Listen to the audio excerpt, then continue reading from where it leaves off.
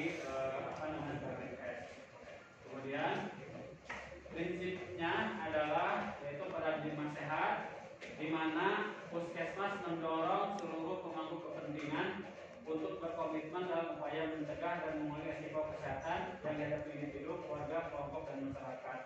Tentu saja untuk pemangku kepentingan ini luas cakupannya, bisa pihak dari lintas sektor, lintas program, lintas sektor di sini ada dari kelurahan, ada dari pihak RW-an, kemudian dari masyarakat itu sendiri. Seperti disebutkan di awal bahwasanya kita tidak bisa berdiri sendiri, hanya kita yang bergerak tanpa komitmen dan dukungan dari ibu dan masyarakat di sekitar. Misalnya tujuan yang ditetapkan untuk pembangunan kesehatan itu akan sangat sulit sekali untuk dicapai. Kemudian yang selanjutnya yaitu pertanggungjawaban wilayah, di mana puskesmas menggerakkan dan bertanggung jawab terhadap pembangunan kesehatan di wilayah kerjanya. Segala bentuk upaya kesehatan, baik itu individu maupun kesehatan masyarakat, itu adalah merupakan tanggung jawab puskesmas. Ada klinik yang dari wilayah itu juga merupakan tanggung jawab untuk pembinaan puskesmas dalam pelaksanaan pembinaannya. Kemudian bidang vaksin juga itu kita bina juga dalam hal pelaksanaan pelayanan kesehatan. Kemudian yang selanjutnya yaitu kemandirian masyarakat. Puskesmas mendorong kemandirian hidup sehat bagi individu, keluarga, kelompok, dan masyarakat. Sudah disinggung di awal bahwasanya ketika masyarakat sudah mandiri, sudah mampu untuk melaksanakan upaya promosi, upaya preventif, dan juga tahu harus kemana mendapatkan akses pelayanan kesehatan, itu akan sangat meningkatkan ke dalam kesehatan dari masyarakat itu tersebut. Jadi kalau masyarakat mampu mencegah, mampu melaksanakan upaya promosi kejadian kesakitan, kejadian sakitan yang parah, itu akan dapat kita hindari. Contoh untuk kasus COVID sekarang, kalau di mana masyarakat mampu mencegah dan menerapkan upaya 3M, karena itu merupakan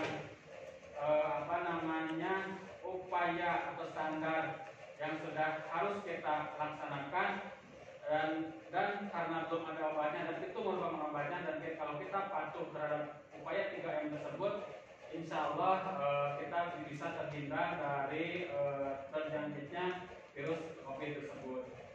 Lanjut.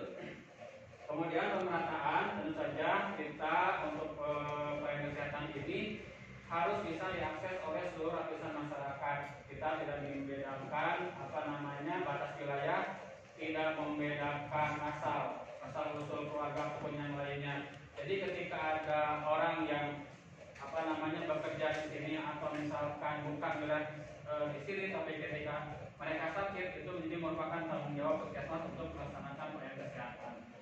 Kemudian itu teknologi tepat guna, di sini artinya puskesmas harus mampu mengikuti perkembangan zaman dan juga memiliki inovasi dalam hal pelayanan kesehatan. Kemudian keterpaduan kesinambungan, puskesmas mengintegrasikan dan mengkoordinasikan penyelenggaraan upaya mengkaji dengan program lintas sektor serta melaksanakan sistem rujukan yang didukung dengan manajemen puskesmas. Ini upaya kesehatan perorangan, upaya kesehatan masyarakat, dan juga sistem rujukan itu harus terintegrasi. Di mana ketika ada suatu permasalahan ditemukan di masyarakat, itu kita harus melaksanakan upaya kesehatan perorangan, artinya harus jangan yang sakit masyarakat ditemukan bahwa puskesmas diobatin tidak ada perkembangan, kita rujuk ke rumah sakit. Jadi terus berkesinambungan sampai si pasien tersebut bisa sembuh secara sempurna. Lanjut. Kemudian ini fungsi dari puskesmas adalah tadi dalam melaksanakan tugasnya puskesmas menyelenggarakan dua fungsi. Seperti disebutkan di awal, ada fungsi kesehatan masyarakat dan perseorangan, sudah dijelaskan ya. Kemudian, apa saja kegiatannya ini yang terkait dengan masyarakat adalah upaya promosi kesehatan. Kegiatannya seperti apa? Promosi kesehatan itu kegiatannya bisa bentuknya penyuluhan, penyebaran leaflet, baik itu laksanakan dalam gedung maupun di luar gedung. Kemudian pelayanan kesehatan lingkungan, sanitasi, kayak STBM, ODF, kemudian pemeriksaan air, gitu seperti itu. Kemudian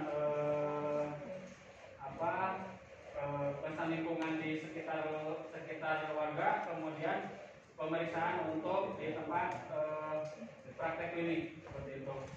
Kemudian ada juga kesehatan ibu dan anak, keluarga dan berencana. Ini untuk yang nomor 3 ini di UKM juga dilaksanakan, kemudian di UKP juga dilaksanakan. Kemudian pelayanan gizi, ini pelayanan gizi luas ya Bu ya, tidak hanya kepada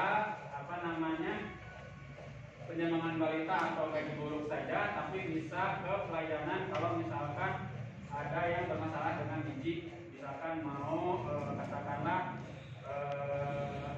ada yang berat badan yang kurang, kemudian ada beban berlebih, itu bisa konsultasi untuk masuk pelayanan gizi ini. Atau kalau misalkan ada yang sakit kronis, misalkan seperti diabetes, hipertensi, untuk pengaturan pola dietnya itu bisa konsultasi dengan petugas gizi di puskesmas. Kemudian ada pelayanan pencegahan dan pengendalian penyakit. Jadi untuk nomor 5 seperti pengendalian TBC, pengendalian COVID,